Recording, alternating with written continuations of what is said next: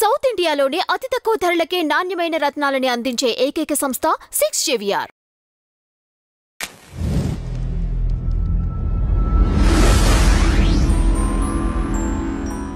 నమస్తే సార్. నమస్తే. ఈ బాలికల హాస్టల్లో అంటే మాయమాటలు చెప్పి ఆ అమ్మాయి చేత ఏవో నగ్న పూజలు చేయించడానికి అక్కడ వంట మనిషి సిద్ధమైందంట. అసలు ఈ ఉదంతం ఏంటండి? పెద్దపల్లి జిల్లా సింగరేణి ఏరియా అదంతా. ఓకే. మంతని అనే ఒక ఏరియా ఉంది. అక్కడ గవర్నమెంట్ లేడీస్ హాస్టల్, పిల్లల హాస్టల్. బేసికల్గా పేదోళ్ళు కాబట్టి గవర్నమెంట్ హాస్టల్లో పెడతారు, అది మనకు అందరికి తెలిసిన విషయమే. అండ్ దళిత వర్గానికి చెందిన వాళ్ళు ఎక్కువ అందులో చదువుకుంటూ ఉంటారు. వాళ్ళకి ఫుడ్, బెడ్ అన్నీ అక్కడే, చదువు హాస్టల్, కాలేజ్ అన్నీ కూడా అక్కడే ఉంటాయి. ఎప్పుడో ఒకసారి పేరెంట్స్ అట్లా వచ్చి చూసిపోతూ ఉంటారు. అక్కడక్కడ వాళ్ళే ఉంటారు, ఆ పక్క జిల్లా వాళ్ళు వీళ్ళందరూ అందులో చేరుతారు. దాంట్లో చేర్పిస్తే చాలు, అమ్మయ్య పిల్ల 10th క్లాస్ వరకు బాగా చదువుకుంటుంది, తర్వాత ఇంటర్ వరకు ఇంకో ప్రభుత్వ జూనియర్ కళాశాలలో వేయొచ్చు అని పేరెంట్స్ అనుకుంటారు. వీళ్ళు రెగ్యులర్గా అడిగేవి ఏంటి బాగోగులు, ఫుడ్ బాగుందా, బేసిక్ అందరు కూడా ఫుడ్ బాగుందా అని అంటారు. వీళ్ళకి ఏంటంటే ఫుడ్ చాలా చాలా బాగుంది, చాలా చాలా బాగుంది అని చెప్తా వస్తారు. ఎందుకు? అక్కడ వంట మనిషి వీళ్ళకి బాగా క్లోజ్.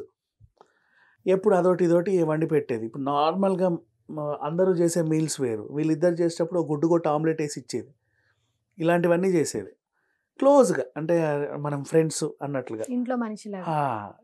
ఈయన జీడిపప్పులు తీసి వాళ్ళకి ఇచ్చివ్వడం, వాళ్ళకి నమ్ములుకుంటూ వెళ్ళడం, ఇంకేమైనా ఉంటే వంట సామాన్లు వాళ్ళకి ఇవ్వడం. ఎప్పుడన్నా ఏదైనా చిన్నగా చేసుకుంటే వీళ్ళ రూమ్కి వచ్చేసి ముగ్గురు కలిసి తినడం, ఇలా బాగా క్లోజ్. వీళ్ళని కూడా కిచెన్లో పిలిచి, దా ఇది వండాను మంచిగా ఉంటుంది తినేసి.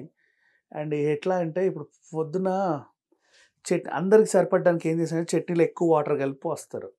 కానీ ఒరిజినల్ చట్నీ కూడా ఉంటుంది కదా, మెయిన్ గట్టిది, మనం కొన్ని హోటల్స్లో చూస్తూ ఉంటాం, దాంట్లో వాటర్ కలుపుతూ ఉంటారు. అదందరిది అయిన తర్వాత వీళ్ళకి గట్టి చట్నీ వేసేది, అంటే క్లోజు. ఇక పేరెంట్స్తో కూడా బాగా చెప్పుకునేవాళ్ళు, మాకు అసలు ఎంత బాగుంది అంటే ఇక్కడ అద్భుతంగా ఉంది, గుండ్రగా తయారవుతున్నాం మేము, మంచి ఫుడ్ మాకు బాగా నచ్చింది అనేది. వీళ్ళు కూడా పర్లేదులే పిల్లలు హ్యాపీగా ఉన్నారు అనుకున్నారు.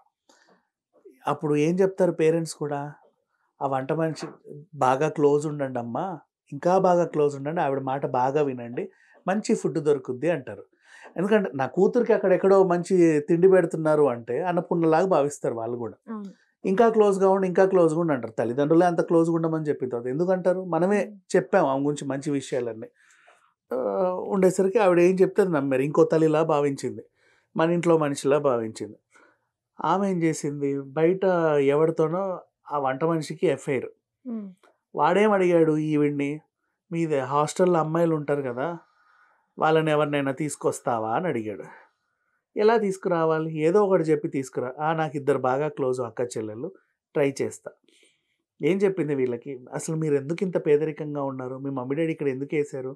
ఏముందక్క, అసలు డబ్బులు లేవు, నాన్నేమో ఇట్లా చేస్తాడు, మమ్మేమో ఇలా చేసేది, మాకు అసలు ఏమీ లేవు, పొలాలు లేవు. ఈ కష్టాలన్నీ విని వాళ్ళని ఓదారుస్తూ వస్తుంది. ఓదార్చి బాగా డబ్బులు రావాలంటే ఏం చేయాలో తెలుసా, మీ మమ్మీ డాడీ బాగుండాలంటే ఏం చేయాలో తెలుసా, నాకు తెలిసిన ఒక ఇది ఉంది, నగ్న పూజలు చేయాలి, ఏదో ముగ్గులో గిగ్గులో గీసి అందులో బట్టలు లేకుండా నిన్ను కూర్చోబెట్టి ఏదో పూజలు చేస్తే కుప్పలు తెప్పలుగా కనక వర్షం వస్తుందని చెప్పేసింది. ఆ పిల్ల కూడా ఏమోలే చూద్దాం, ఏదో చెప్పింది కదా సరే అన్నట్లుగానే డైలమాలో తల ఊపింది. ఒకరోజు ఇక పూజ రోజు రానే వచ్చింది, ఇది వాడిని పిలిచేసింది. వాడు వచ్చాడు, ఇగో ఇతను చేస్తాడు పూజలు, నువ్వు బట్టలిప్పేసి అక్కడ కూర్చో అని. ఈమెకి ఏం చేయాలో అర్థం కాల. నీ ముందంటే బట్టలిప్పి కూర్చుంటే నువ్వే పూజ చేస్తా అంటే పర్లే, నువ్వు ఎవరినో తీసుకొచ్చావు హాస్టల్కి, బట్టలిప్పి కూర్చోమంటున్నావు. వాడు చూస్తే అదో రకంగా ఉన్నాడు. నీ అమ్మ ఏంటా బాబు అని చెప్పి పారిపోయింది. అమ్మో నాకేం తెలియదని పారిపోయి వచ్చేసింది. రూమ్లో ఉండిపోయింది. దానికి భయం వేసింది, వాడిని గబగబా అక్కడి నుంచి తరిమేసింది. వీళ్ళు ఇంటికి వెళ్ళి అసలు విషయం చెప్పారు, ఇలా జరిగింది అని. ఇంకా పేరెంట్స్ ఊరుకుంటారా? అయ్యో ఇది ఇంత ఇది చేసిందా, మంచి ఫుడ్ పెడుతుంది అంటే దగ్గరగా ఉండు, ఆవిడ వదలమాకని మేమే చెప్పాము, ఈవిడ ఇట్లా చేస్తుందని తెలియదు, ఆ మంచి ఫుడ్ ఎందుకు పెడుతుందని తెలియదు అని చెప్పేసి లబోదిబమన్నారు. బేసికల్లీ ఏం లేదు, సింపుల్గా ఈవెండి వాడికి అప్పచెప్పాలి.